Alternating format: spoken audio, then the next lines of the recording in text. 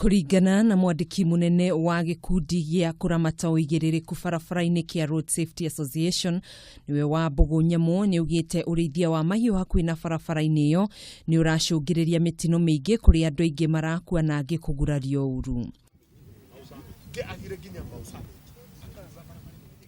Akĩaria hĩndĩ ya gwĩkinyia harĩa mũtino-inĩ ũcio wahanĩkire mũthĩ wa Kiumia, Nyamũ nĩ ugĩte kũringana na ũthuthuria ũrĩa wĩkĩtwo ũronania matatũ ĩyo yatwarithagio na thibindi ĩrĩa njĩtĩkĩrĩku ya kilomita 80 o ithaa, na ũguo kuonania ndereba ũcio ndarĩ na mahĩtia. 21 years we have lost 989 people along that stretch. For the last 10 years we have lost 460 people in this stretch. This year alone, from January, between Sobeak and Salga, we've lost 23 people, and all these accidents happen at night. The fact that at night we don't have traffic officers on road, that is the time we should even be more careful.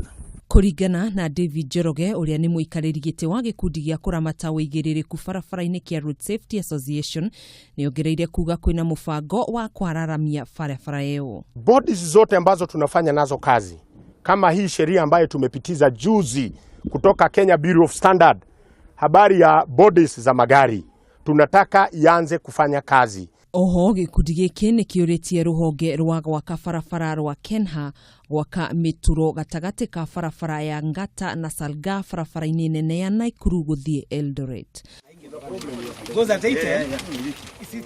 Handũ-inĩ ha Kameme TV, njĩtagwo Gathoni Wang'ang'a.